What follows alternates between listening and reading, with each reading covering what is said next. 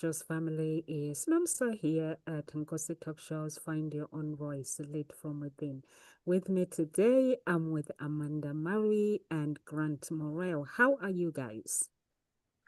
Great. All great and raring to go. You good, Amanda?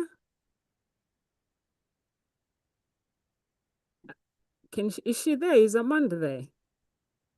I will see. But Sorry, yes. I just had it on mute. I'm ready for this topic and I have a lot Okay, to say about okay. it. So the topic today is let go of what you can't control. In life, we often carry the weight of things we have no power to change. Other people's actions, the past unexpected outcomes, a future uncertainties. Holding on to these can drain your energy, trigger anxiety, and prevent peace of mind. Let go doesn't mean you stop caring. It means you stop clinging. It's a skill, mindset shift, and a path towards freedom. Grant and Amanda, you chose this topic. What was on your mind or motivation behind it? What was the motivation behind it, guys? I'm going to default that over to Amanda to answer this one. Well, I'm a teacher, and currently in Alberta, we are on strike, and the strike looks like it could last for quite a while because the government and the union are basically just completely butting heads, and it's affecting all of the teachers and the students. And so, while I just want to be in my classroom teaching my kids, um, it's like, but we also aren't getting any wages either, so we're not getting paid at all while we're on strike. So that's kind of a like, as a single mom, that's a big issue. And so it's like learning for myself how to let go of things that I can't control and focus on the things that I can and what I am in control of. And then also teaching others to let go of what they can't control and then like look for avenues and look for ways that I can use this time that seems really heavy into like a positive. Absolutely. I think it's a beautiful subject because inevitably, at all times in our life, there's always going to be something outside of our control. There always is, and it probably is for me right now. Yep, there is for me right now, if I think of it. There's things that I cannot control, things that you're pulled into. So I think it affects everybody. If you don't know how to handle it, it's going to greatly deplete your ability to live life at your maximum potential. So I think it's great that we cover it. What do you think, Nomsa? I actually agree with you guys. There are things in life that we cannot control. You just have to, like Amanda, the strike is going on. She just has to realize why is it going on? What can she do to develop herself? And what is teaching her? Because sometimes the things show up to us for a reason. So there must be a reason behind it. That reason is to take it might be to take her life to the next level. But if she doesn't do no action, she'll be waiting for the strike. So she needs to get creative. So she can't control it financially. It's not going to be good, but living in poverty temporarily is good. It is good. It teaches us a lesson. Life is not it doesn't stay the same all the time. So financially, if you're not used to it, it affects you. But at least she knows it's for good cause what she's doing now. She's gonna develop herself while they're busy striking. So you may find that they might decide to pay them for their loss. Who knows? So let's You wait and won't. see. We'll maybe get the raise that we're hoping for, which would be great, and some back pay, but we won't get paid for the time that we're off at all. But that's not the point of this conversation. It's about letting go of the what we can't control and then like spending our time focusing on what we really truly can control. And so I follow like a couple of teachers in Alberta on social media, and some of them the first day of the strike, literally just like laid on the couch and binged watched Netflix all day, and then they like posted about it. And I was like, I was the opposite. I got up, I early, the same time as my alarm, basically, and I got dressed and I put on my work clothes and I sat in my office here and I worked. I worked on not school stuff, but I worked on my books. I worked on relearning how to do some Amazon ad optimization because I had kind of forgot about it. And I had like this course that I had paid 4 years ago that I still have access to. So I went and refreshed my memory on a bunch of those lessons. And then I've had some different meetings and I've brainstormed a bunch of things that I could do if I needed money right now. Um, or if I'm just trying to grow like my wealth and influence in a more slow state where I don't need to have something coming in right away, and that's the book stuff. And I even looked at like how can I give back? How can I maybe go to preschools or something and do author visits or and give out some free like information about the work that I do outside of school, which is my books and really focusing on mindfulness and stuff like that for children. So I'm curious that when something for all of us, when we experience something that happens, a problem that's in our control, how do we feel when it's in our control? What does that feel like? Any particular words that describe it? When there's a problem, but you know, it's in our control to fix it. How does that feel?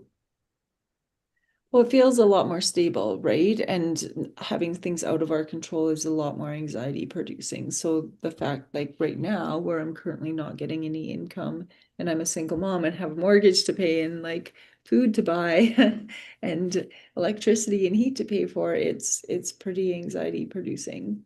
But when I like shifted as to like how can I utilize this time to help me grow and become a better version of myself, and how can I shift this time to focus on things that maybe I don't have the time for at other points in time. And even like in the summer, my daughter and I, we kind of just do lots of things, right? And I don't like focus on my books or anything. It's vacation. She's a kid.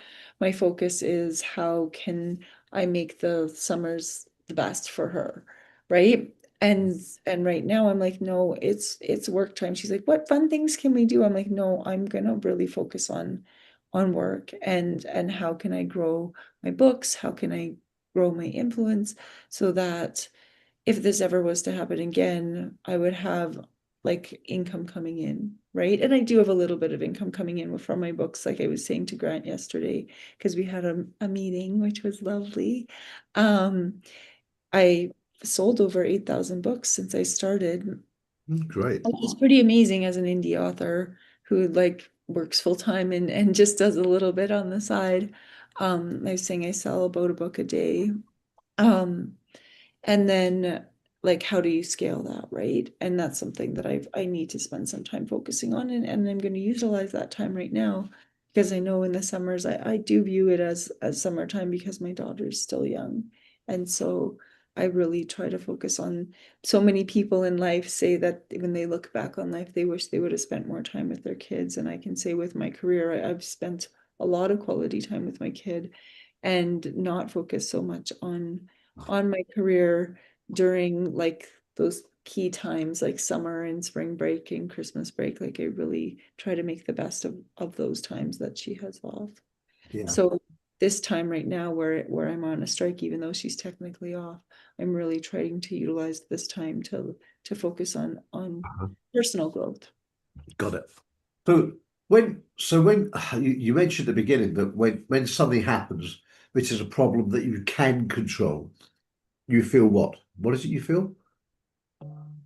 If you imagine now that a problem lands on your lap, Nomsa and Amanda, you get a problem that lands on your lap, but it's something that you can deal with. It's in your control. How does that feel compared to something that feels out of your control? The out of control one feels very anxiety producing. The Yeah. in control one kind of can sometimes feel like you're like, I've got this, right? Right. I'm stepping into my power, even though this is a problem. I still have all the skills I need to like overcome this. Got it. Good. So the first is to recognize that, isn't it, when it is. So one of the things I look at is when it's out of your control is one, is it truly out of your control? Because people look at, we have certain what we call a locus of control. Some people see things very much that I can deal with this, I can work with this, I can make this happen. Some people will always default to, oh, it's what's happening in the world, I can't deal with it. Sometimes things that appear to be external are actually internal. You can fix them. You just need to be more creative. Some things, admittedly, are completely out of your control, and there's nothing you can do about it. Yeah, I can't change the weather. I can't do anything about that. It's just it's what it is. Although, if I really detested the weather, I could move. It's a choice. Oh, I bet that means moving. Yeah, and that is my choice. I could do it. It is not impossible to do that. It may take some work, but I can do it. So it depends on how motivated you are. So I think the first thing to look at is if something seems out of your control, well, first is to identify why am I feeling this way?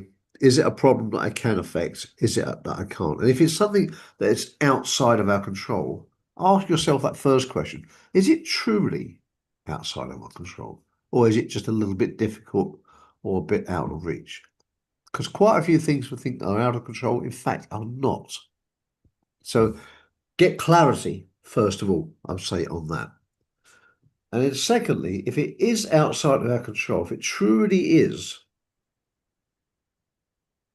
then what can we learn from this? Could it be that we're saying, apart from the weather and things like this, yeah, like, well, it's out of my control and I've allowed myself to be in this situation. This is not to make people feel bad, it's more to wake people up to the reality of things. So the more we realize, I was having a conversation with someone the other day, someone who was self-employed, then worked for somebody else. And yeah, 18 months down the road, it's kind of gone wrong. And they said, oh, I should never relied on someone else. And I had to remind them that I did mention this to them 18 months ago. There's certainly advantages for working for other people. Absolutely, there's advantages. But there's disadvantages too. So it's like everything, there are pros and cons. And I think before we do anything in life, we should look at them. What is the advantage of doing this thing? People just do things. Oh, that's the answer. That's it. And they just do it. They don't really think, why am I doing this? There are advantages. There are disadvantages. And sometimes if I do things and things go wrong and people say, do you feel bad? Like, not that bad because I went in with my eyes wide open.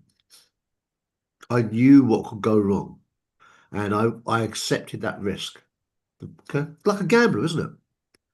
If you're or a stock market trader, if you're doing that, you're understanding what the downside is. You're understanding what the risk is, what your overall portfolio is, and how much you're willing to risk on that bet or that trade. And if it's a calculated risk and it goes wrong, well, okay, I factored in that could happen. It's not the end of the world. Some things are outside of your control, some things are. So taking a calculated risk. If it goes wrong, what's the worst that can happen?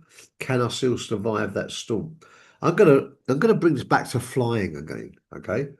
Now I'm a coach, so we always talk about positivity. Not when you fly an aeroplane. You plan for disaster all the time. All the time you're planning for disaster. When I take off here, what happens if the engine fails on the runway? At this point, I will close the engine and abort takeoff. When it reaches PNR, point of no return, it means you're going too fast to slow down. You cannot stop in time. You'll crash at the end of the runway. So you have to take off. There is a decision point that you make. So you're going in with your eyes wide open. At this point, my options are A, B, and C. At this point, my options are A and B. At this point, my options are only C. And if it is, then you make a plan for that. If you planned every step of the way, it's easier. When you're flying an aeroplane, you're not just sightseeing, you're looking around thinking, if the engine fails, where can I land? And if there isn't somewhere to land, you shouldn't really be flying there. That's why you don't always fly in a straight line. You kind of go like that a little. What you're kind of doing is looking for landing patches. In case it all goes terribly wrong, you can probably still pull off an emergency landing and land in a field somewhere or another airport and glide to another airport or something. This is why you like to be high so that you can glide a long way. When you're lower to the ground, you've got less options before you run out of air. Okay, so there's all these things you're planning for disaster, which gives you confidence because you think if that happens, we've got it handled. We practiced that. We have a procedure for it. So is it complete? Is the engine failing in my control? No, not as long as I've done my checks. If suddenly the engine blows up and it wasn't foreseeable, I couldn't deal with that. Can I, however, plan to get the thing on the ground without killing myself? I can make a plan for that. So it's not as much out of my control as I initially thought. There's one thing. You can have a plan A and a plan B, which is kind of what we were going through yesterday, man, right? We were kind of reverse engineering the process, right? What we could do. So that's one thing. And I say that to help people feel better, because even though this thing seems that big, it's probably not that big. It's probably that big. Okay. So your problem's now that big, it's shrunk to this side. So it's more manageable. The more you come up with plans and ideas, you feel more empowered. You've got more ideas to throw back at it and to engage. And once you find, let me ask you, Amanda, once you have a plan of action to which you can potentially follow, how does that make you feel? Gives you hope, right? It makes you feel a little bit hopeful, and that you have some things that you're like, okay, because feeling out of control and anxious is a really like not good feeling, right? And then being able to feel like you have a little bit of control over some things, and that you're like, okay, I've got hope in this direction, and I'm inspired maybe to try something new, then it feels a lot better, right? And you can feel that in your body in different spaces. Because I know when I'm anxious, I feel it right in my chest. Uh-huh. And it almost feels like there's this brick weighing me down and like keeping me completely stuck. And when I can redirect that and shift it, that brick feels like it's lifted off, which feels a lot better. I could certainly do some hypnosis on you for that. But you just told me a couple of things there. I think I know I can do to reverse that feeling and make you feel better. When you feel better, you feel more empowered to take more actions and steps. And when your energy's better, better things come your way. That's for sure. And I'm not just talking about you, man. I'm talking about people, me, you, Nomsa, everybody listening. When our energy's better, we feel better. We are more attractive, and better offers come our way. Things like it's as an energetic thing. It looks like things fit us better. So yeah, so that's the way to look at it. Nomsa, what do you feel about this? Do you ever get to the point where you see things and you feel, oh my God, they're outside of my control? And if so, are they really outside of your control? What percentage of them really are outside and which percentage are in your control? What do you think? Someone reported me to social services 3 weeks ago, saying I don't look after my daughter. But when the woman came, when she was explaining what these people said, I realized that because when she walked in, that's when she was like, oh, okay. And then she sat down anyway, and she was like telling me what was said on over the phone, but that information it can only be given by a family member, which my spouse, a family member. And I realize for this reason, I don't have control over it because the only person that knows what time Martin goes to work, they were very, very specific what time he goes to work, what time he comes home, and what he does. Like he likes playing games, but they were saying he neglects his daughter. I neglect my daughter. But if you guys watch on social media, my daughter does the filming. I'm always with her. And when she's at home, she's always busy. It's weekend, she goes to theater college all day. And we can't spend time with somebody that is not around us. So I realized at that moment that this situation, I didn't have control over it. And I had to shift my energy towards the things that I can change. My reaction, my mindset, my choices, the choices that I make moving forward, because I've realized that I was being attacked. And even when this woman, when she went to my children's room, because she got told that my daughter hasn't closed the school shoes, she's go. Amanda, you know how we spoil our children. We shouldn't, but we do. But when she went to her bedroom, she was shocked. So, because they said, I don't buy her clothes, I don't buy how I dress my daughter. Because she's 10, I dress her. I know you don't dress early anymore because she's 14. But when they are young, I try to buy them nice dress up clothes, like the way I dress, nice high heel shoes, because I know when they are 14, I'm no longer going to do that. They'll be choosing their own things. So she's got her own rail, her own wardrobe, everything, her own room with designer how she wants. And they've got loads of trophies that they have won. I saw the woman looking at the trophies and she was like, okay, what is just happening here? And then she said it's false accusation. So she said, I'm going to be honest with you. We do get false accusation. But this to me, I don't have anything that I need to worry about. I'm going to be honest with you, but we still need, even with my talk show, they even complained my talk show as well.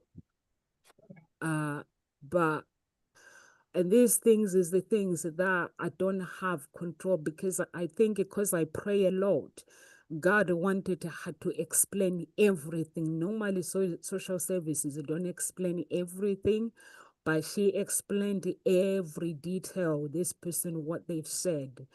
But it is only the people that are watching me, family members that are watching me on social media, because since we moved to this house, we've not had people coming. Even his family, they've not come here. So that makes me realize that it is a family, a family who teamed up with a stranger to attack. But I don't have control over it, Grant. This is where I'm like, okay. But I think you're absolutely right. I mean, that's a great example. Somebody has been vindictive and has made a false allegation. And I've had these things in the past. Yeah, not with children and stuff, but yeah, false allegations. You haven't done this, you haven't done that, or you did this. Really? And you look at it and show your phone. No, not at all. And you know who's done it. You generally know it's that person. And in my case, it was a person who does that with everyone. And I was like, is this such and such? And they're like, I can't say. I'm like, no, but I think we both know it's that person. If you look at the other allegations that person's made, not only me, to that person, the common denominator is that person. Please investigate them. Otherwise I might bring a court case against them. It's always going on. But yeah, you'll get people who are unfortunately a little bit unwell and or vindictive. And they would do that. Now, these things are outside of our control to a great extent. But what we can do is make sure that our house is literally in order, as you did. It came around, everything was fine, and you was exotified. Same with me. Have a look at that. No, that's fine. When I spoke to my colleagues, the other people who had allegations made against them from the same person, they had the authorities to go around to speak to them about various things, and when they they come back, they said not only is it satisfactory, it's exemplary. It's absolutely fantastic. So, and they said, "What's going on here?" And I said, "Have you upset someone?" And they're like, "No, but there is someone who gets something. Is it that person?" And they said, "We really can't say," but it was completely obvious who it was. And that was it. So they just said, "Well, obviously be aware." But the fortunate thing was that everything was in order, and that's all we could do. In my old line of work, which was security, we always had to look at the problems. And I used to say to the guys who worked for me, guys, make sure there's the procedures to follow. Make sure you follow the procedures, because if something goes wrong, clients often want to blame us. Happens all the time. They never take responsibility, they want to blame us. And if there's any chink in our armor, there's anything wrong, they'll blame us. So the procedures have been carefully worked out. And if they need updating, your responsibility to tell us they need updating. Right? Don't rely on anyone else. Though. If you see a problem needs updating, flag it up, and we will update it. And we must follow the procedure. If that happens and someone accuses you of something you haven't done, I will back you to the hilt. If you don't follow the procedure and you haven't done it, I can't back you. Not for 1 second. You're going to be down the road. It's gone. So it's in your interest to make sure your back is covered. It's all covering your back was that job. Getting the job done. And, it comes back to the point that when you do cover things, when you get things done, the hardest part is knowing what to do. If you know what to do, generally doing it is not as difficult. And if you do it, the effort required to do it is often a lot less than the effort required for worrying about what you've not done. If that makes sense. I'll say that again. Often the effort required for doing something is less than the effort required for worrying about something that you haven't done. And I'm a great exponent of that. There's certain things that I haven't done and you worry about them. When you eventually get around to doing these things, you're like, it wasn't that difficult anyway. And I could have just let myself off the hook and saved myself all that was stress and anxiety just by doing it in the first place. So that was a big revelation for me years ago. Just do things.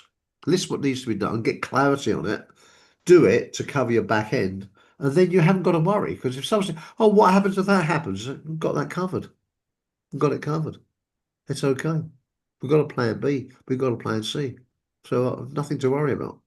It's a much, much easier way to live, in my opinion. It really, really is. And that's one planning way of looking at it. And I'm speaking from personal experience here, I promise you. Okay. So that's one way that I tend to look at it. We fear about doing this mountain of things, but when we break them down into a daily task, that mountain is really quite achievable. I think. What about that, man? Do you think there's something we need to do by ourselves, or could we get other people to help us with these things? What do you think?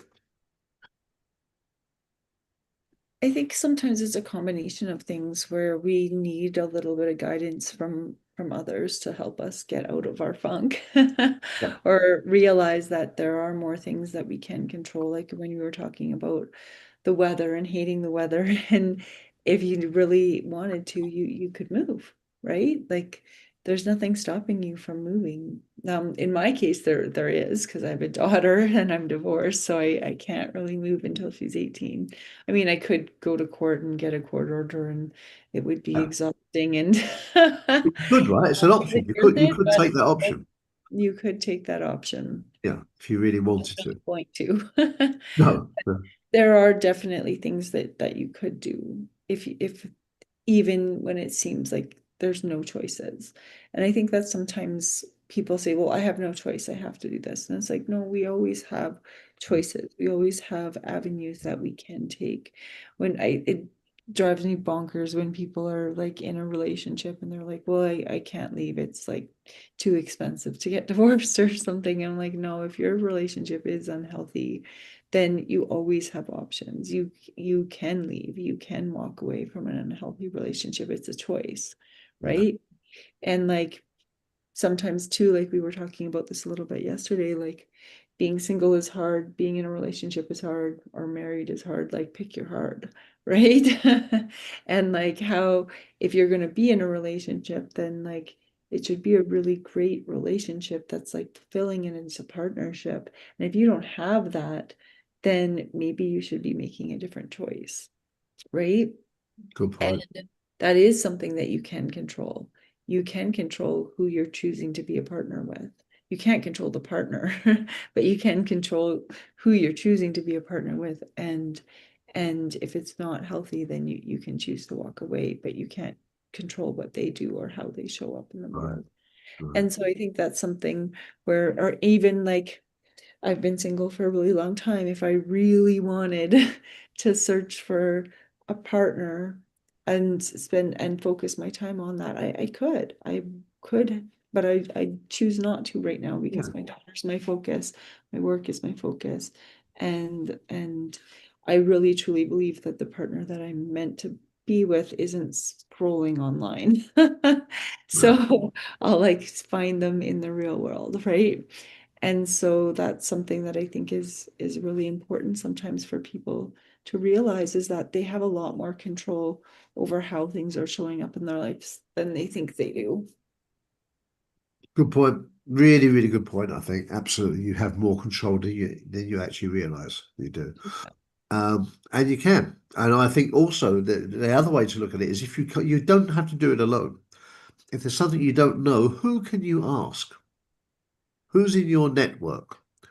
Who's in your sphere who can help you with this problem? I don't know if you've got a problem sorting out a bank loan or something, I don't know, or your tax bill or something, and you don't know, who do you know who understands that really well? Mhm. Who's that person who can help you get clarity on that, make an action plan? If you've got bills that you can't pay, I don't know, credit card bills, I don't know.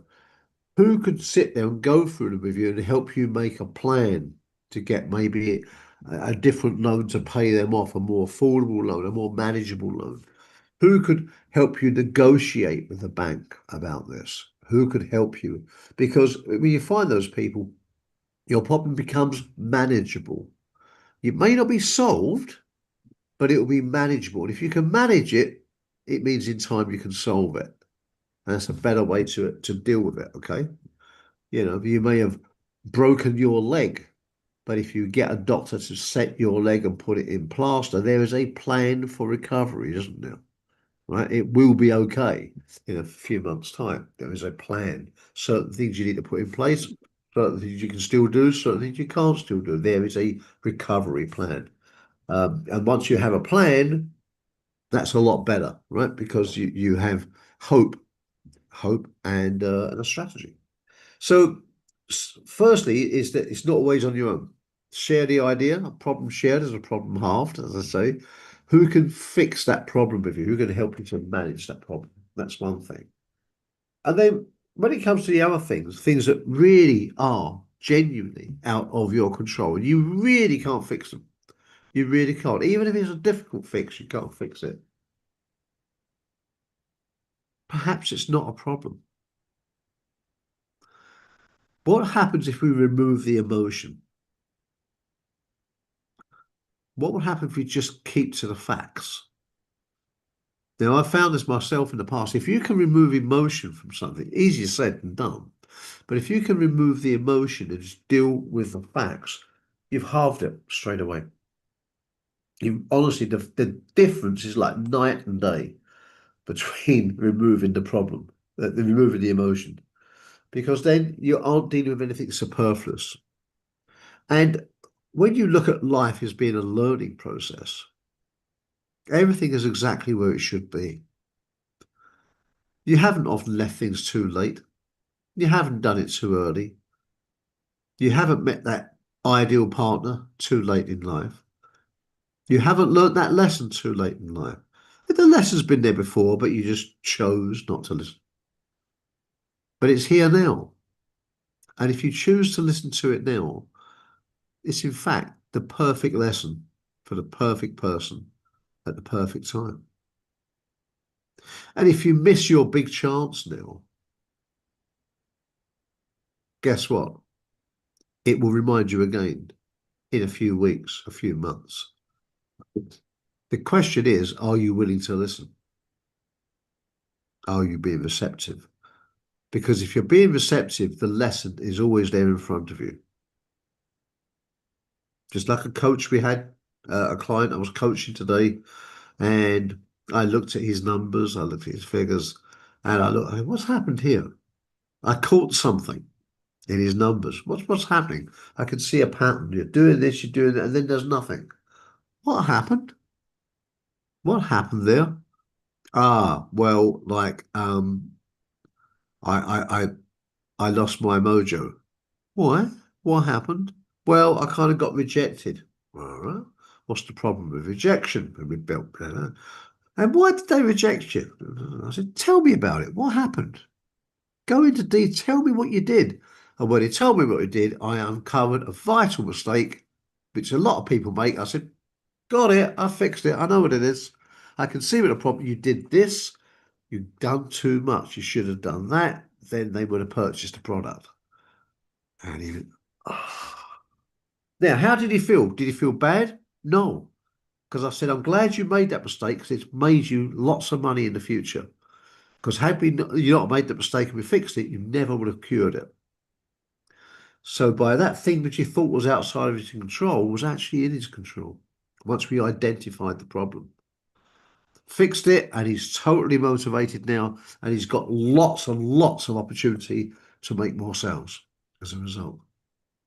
Okay, but it was all because we recognised that problem. Like, what's that? What is that there? Tell me more about that. I'm curious. What is that? What's going on? Why has it been going well and suddenly stopped? Another lady I was coaching, da, da, da, da, I said, so what's going on with you then? Social media. I saw you was all over it, and then suddenly it stopped. What happened in your life? I know there's a reason it stopped. Ah, you saw that. Yeah, I did. But what's going on? Oh, the reason is X, Y, and Z. Tell me about that. We unlock that, boom, back on social media, back engaging, back making money. It's recognizing those patterns. So because that thing outside happened to her, I understand. So how can we deal with that? So actually, you're much more empowered than you ever think, even when things seemingly outside of our control happen to us. And when they happen, it's not bad. It's meant to happen because you're meant to learn a lesson. And often there's a lesson to be learned that's been knocking on your door for a long time, and you've probably not really been listening. I bet in most cases. Why does this keep happening to me? Because you never keep learning. So the lesson keeps coming back and knocking on our door, right? Keeps telling us until we finally take notice. And that's the right time for you to change, I think, often. And I don't know. I mean, do you think, Amanda, there's certain things you go through at certain stages in life where certain lessons seem to come to you more? Not you personally, but I mean people you know. I think that whatever lesson it is that you're meant to learn, it's going to show up in your life. And then if you don't learn it, it's going to show up in your life differently. And if you don't learn it, it's going to show up again in your life, but in a different like space or face or whatever, right? It's like those people that date the same type of person over and over and over again, right? And it's like you're just dating the exact same guy in a different body. But it's like the same pattern happens over and over and over again. And until you learn that lesson for yourself or shift your energy, Grant, like you were saying, you're attracting that, Yeah. then it's going to keep showing up. And so it's when you learn how to shift and how to look at things differently, that's when things are going to change. All the time, all the time. You see, the way what our belief system in life, we have a series of beliefs, and they absolutely determine our outcome in life. Absolutely. We prearrange the outcome by our beliefs. There's some variables along the way, but generally speaking, they prearrange our beliefs. So the question is how to change your belief. And when you do, you feel better. You feel different. It's quite staggering. So it's a question of understanding what people's beliefs are, where they want to go, do they align? Or as one of our clients said the other day, he uses an expression which I love. He said, "Don't die before you're dead." Don't die before you're dead. In other words, live a fulfilled life. And that comes about from the series of questions we ask ourselves. If something's gone wrong in our life, good. Perhaps that's meant to go wrong. Because otherwise you may have not been listening and going down exactly the wrong path for your outcome, for your destiny. And someone up there, something out there, the God, the universe, whatever, is saying to you, pay attention. Don't go down there. You're meant to go down that way. That's your path. And you don't listen. And you keep going down that wrong path until something goes wrong. And you're like, why does this keep going wrong for me? It's because you've not been listening. We've been trying to show you all this time. When you change your path, you do something, you meet new people, new things happen, and you're like, thank God that problem happened. Now I know why that problem happened. It was meant to happen for my benefit, to change my direction, to finally find my path, to finally live a fulfilled life.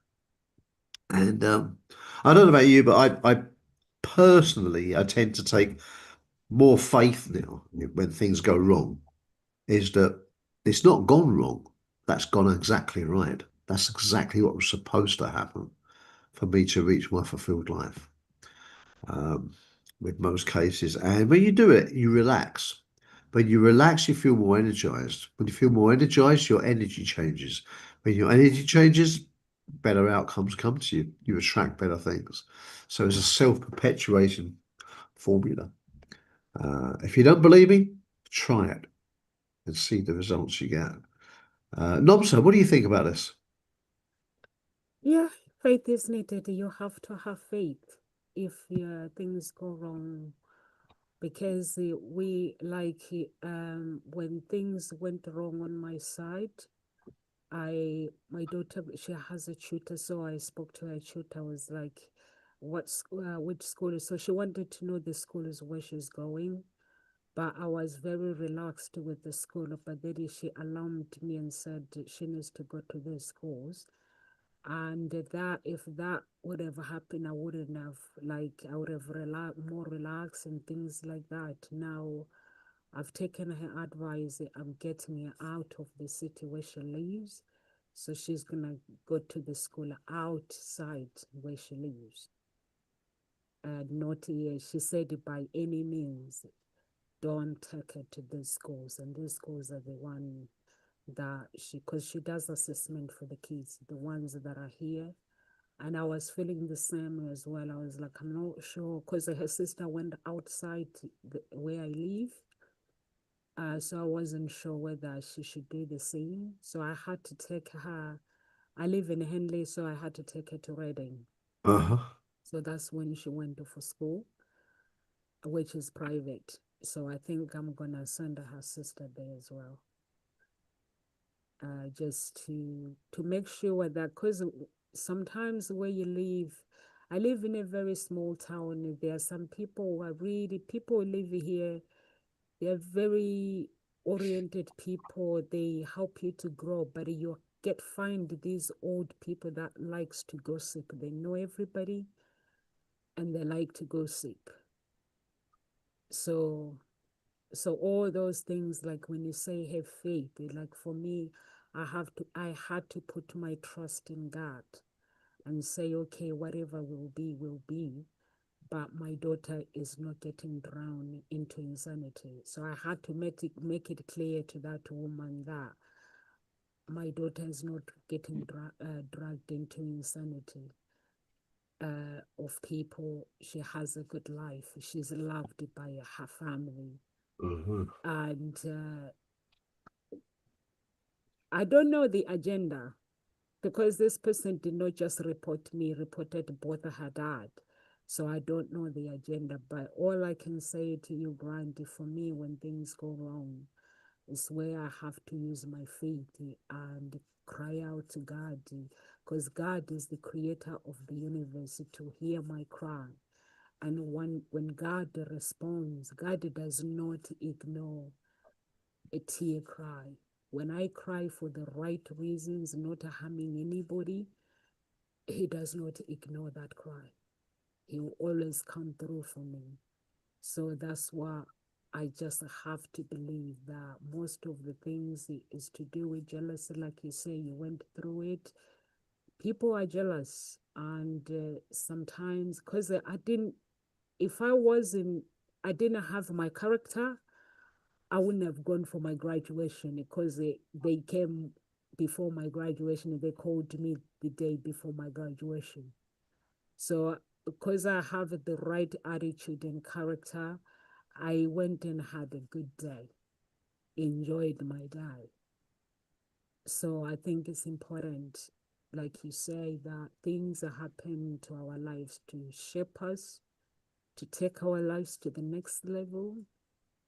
And I wouldn't be where I am today if it wasn't someone who wanted to sacrifice me. I wouldn't have this attitude, because I came to understand that if someone can see something greater in me, I need to find that something greater myself in me and use it for myself. So I think that is important. That's lovely. That's great, Ace. Yeah. Yeah. So faith, right? Yeah. So when you open your mind, when you relax and open your mind, solutions come. Yeah. Good, good, good. Like Amanda now, she just needs to go with the flow and just sort out what needs sorting out during this strike, and just get creative, because this time she's not going to get it back. And just implement. And by the time they go back, I know it's not good financially, but you have to cut down on spending. As long as you've got food in the fridge, you can pay the bills, that's enough. I've been there myself, so that's enough. Pay the bills, you have food.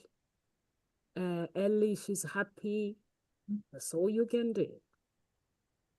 And get creative, girl. Yeah, I think the Get a creative stick people are for important. pillows if you feel upset. Get a stick and hit the pillows. I did that actually at a retreat. That was one of the activities that they made us do when I first Really? was hit pillows with a stick, and that tool didn't really work for me, but it definitely worked for some of the men in the retreat, which I thought was really interesting. Like that was the one tool that they found the most satisfying and the most able to like get all of the like stuff that they're holding inside their bodies out.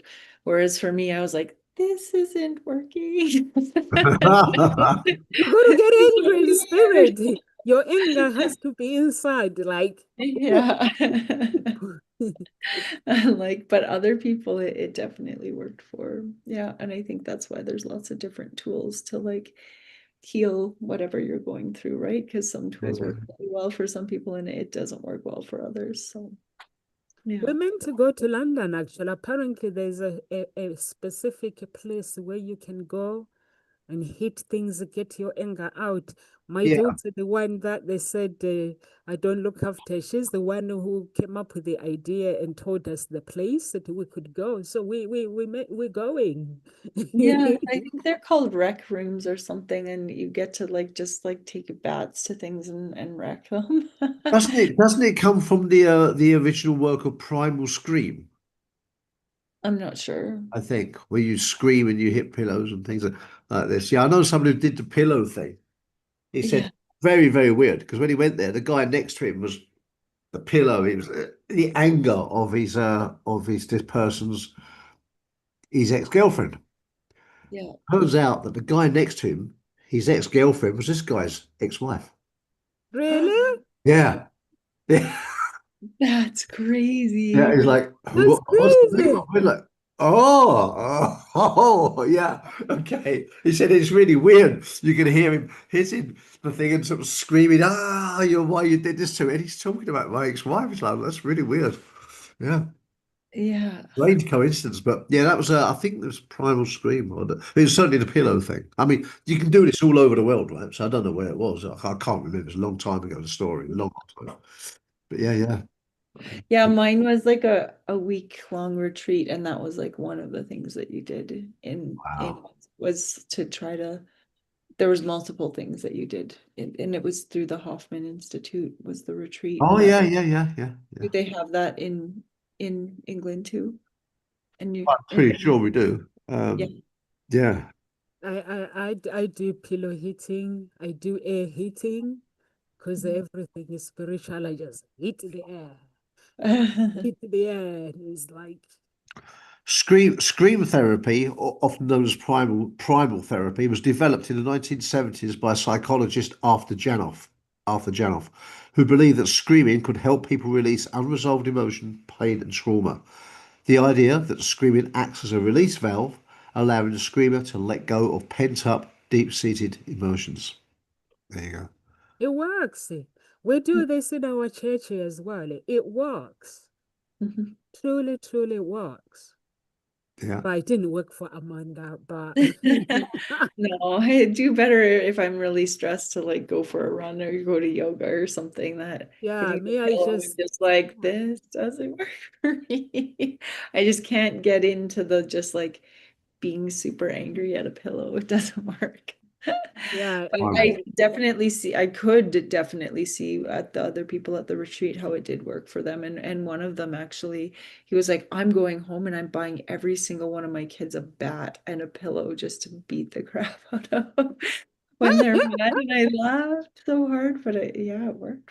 I think it worked for them. So yeah, it does work. I do it until I swear. yeah. When the screaming in our church, we get that time like we go to 7 hour marathon.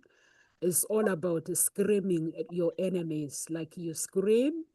Me, when I scream, everyone stops. So like, okay, okay. So it works. Yeah, it's beat the hell out of your enemy. Yeah, it does work because when you have anger inside, it has to come out. You have to release it. Yeah. It says here, what is the Hoffman process bashing? Well, you know you've done it. It says bashing is one of the forms of expression done in the process to help students somatically release the negative patterns. To let go of our patterns, we must exercise our free will and choose to step out of a pattern and take action using our voice, body, and intention. There you Mhm. go. Oh Yeah. yeah, Miranda Bernhardt, yeah, Domenico rewriting the past and Hoffman Institute. Yeah, yeah. Those Yeah. are ways of doing it. So as Yeah, we do that in our church, but apparently, because the branch is in Prayer City, Nigeria, the ones that are in Nigeria, they do it even better than us. They scream and because you can easily go to depression with this world, the way it is designed. So it does help. What do you suggest, Grant? What are your thoughts leaving to the audience? What are you leaving to the audience? Food for thoughts. when a problem, challenge, call it what you will, lies on your lap, it's an opportunity to grow. It's not often a challenge, it's not often a burden, it's an opportunity for you to be empowered. Because quite often it is within our control and you can fix it, which means you are not out of control. It means you are in control. Like if your car is heading towards a wall, you can turn the car away from the wall. Can be empowered to save the day, and that feels good. So you can do that and be empowered. So many times it's not out of your control, it's in your control. It could be something that you didn't start, you didn't create, but you can fix it, agitate it, negate it, reduce it. Okay. In the cases that you can't, who can? Who can help you? Uh, a wall fell down on one of my properties yesterday. I don't know why. I asked my neighbour if he could paint it for me. He said, that would be difficult. Did you know it fell down a couple of days ago? I said, no. I can't fix the wall. He can. Can you fix that for me? Yeah. Great. Please do that. But simple analogy. But in life, look at that in bigger things, who can fix it and you can't. You can get other people. You're not doing it on your own. And outside of that, if something does happen and it is a problem and you can't fix it, is that a lesson for you to learn? How can you use that learning to become even better than you already are? How can you become stronger, faster, wiser, better prepared in the future to make your life better, more enjoyable, more fulfilling? What have we learned? After all, if you went to a college, you pay a lot of money to learn this lesson. You got it for free. Maybe you could be grateful and reframe it that way. There's lessons to be learned because they do repeat until you eventually learn them. So the quicker they happen, the better. As we often say in the world of coaching, when people say, but I might make a mistake, and we say, oh yeah, you will. So hurry up and get the mistakes out of the way. Hurry up and get the mistakes out of the way. I like this, Grant And Umbrella. let's celebrate those mistakes and have fun with them. Go and screw it up as much as you can and come back and we'll debrief it and then we'll see how to do it right. Because you'll learn from that. And when you do, life's funny and enjoyable. It's not a crime to make a mistake. It's all right. We make mistakes, it's inevitable. But the trick is to understand what went wrong and analyze how to fix them. That's the trick of it. And then life's a funny adventure. It's a lot of fun. But don't beat yourself up if things go a little bit wrong. Just learn from them and know that's part of your apprenticeship of this thing that we call life. That's my final words. Hurry up and make a mistake. Amanda, hurry up. Right. And even in school, we talk about how much more you learn when you don't get it right the first time, right? And we talk about failing forward because that's how we learn and how we when something comes really easy, we don't appreciate how much we've grown when we get through it, right? But when something's more difficult, that's where we're like, wow, I feel like this sense of empowerment because I made it through this really hard time. Something that comes really easy to me isn't really a challenge. So if you think about like if you've never been swimming before and you're an adult or you don't know how to swim and you like went and you overcame your ability, your like inability to swim and you learned how to swim, that would be something like that just felt so empowering to you, right? Because it's something that you've never learned in your whole life that maybe you felt like it's holding you back in some way, right? So for me, when I did my first degree, I like didn't even go to the graduation. I just like went to the campus and picked up my expensive piece of paper. And somebody was like, "What are you doing on campus?" And I was like, picking up an expensive piece of paper." When I did, because I was like on campus in the middle of summer. What didn't you And go then for graduation? why didn't I go? Yeah, Because I was like, it's a waste of time. it I'm like, costs money as well. it cost money. It was like, I was like, I'd rather just work. I'm like, I'm going back to school anyways to do my teaching degree because I had my first degrees in political science. Did you go to your second one? Only because I was forced by my parents to go. Yeah. But when I did my master's I, degree, that one, because I was like in the middle of a divorce, had a toddler, and worked my butt off to get it. I'm like, I don't even care how boring this stupid presentation is. I am going across that stage because I like, worked so hard to get here. Yeah. I was working. And the thing was so boring, but I still walked across the stage and got my thing and got my picture with my daughter because I was like so actually when I yeah. Anyways, that's the only one that I actually cared about because I worked so hard to get it. The other ones, like my first degree, I like barely showed up at class and just read the books and went and wrote the tests and snowboarded a whole bunch because I was like, I don't need to be here. I can just read these. And I worked 3 jobs because I was like, I just need this piece of paper. This isn't hard. That part wasn't hard. The hard one was doing my master's when I had a toddler and was going through a really rough divorce. And so I think sometimes we appreciate things when they're harder to get through and when you can't control the situation around you. And so I know for myself, like finishing that master's degree was a lot of work and I was really proud of myself for it. The first 2, I was like, meh, I could have done that in my sleep kind of because it was like I didn't try that hard, right? I wasn't trying hard at all. Like, and I still did well. But I also was like, I'm going to just snowboard and I'm going to do all these other things because like it wasn't a challenge, but the other one definitely was. So when you can't control things, sometimes when we overcome those things that are like those barriers that seem to be like put in our place, that's when you like really feel like I can overcome anything. And I say to people sometimes, I'm like, I like finished a master's while working full time while going through a divorce with a toddler. If I can do that, I can achieve anything, right? And so sometimes we just need to put it in that perspective of like think about your life and like all the things that you've been through already. And if there's some sort of big challenge that you've overcome, you already realize that like when you can let go of the things you can't control, the path that you're taking is going to show up better in the end. Yeah. That's it. Good.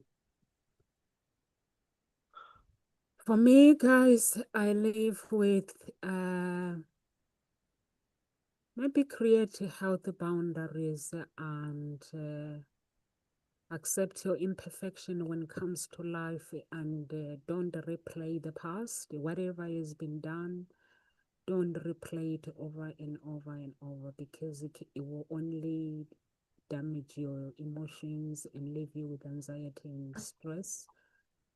So like Grant says, have faith, don't ignore the problem and just write goals and create goals and get someone to support you. There are people out there who are champions in your life that will want to support you. I've got those kind of people that can support me, so they can support you.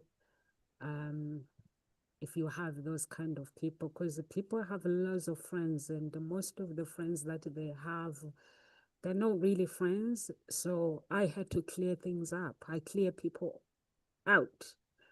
So do some decluttering friends, decluttering and delete, blocking on social media as well if you can. And if you're watching us from Gossip Talk Shows, guys, from YouTube, please do subscribe to our channel. And on Facebook, we have 2 groups, Unique Billionaire Mindset and Gossip Talk Shows. Join the groups. Go to the website as well, Ngosi, www.hseia.coach.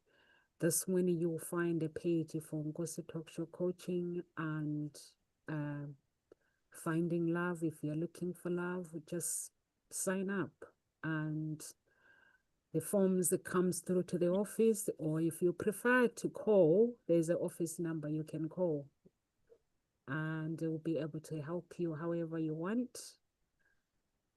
Live with grace for now, and God bless you all.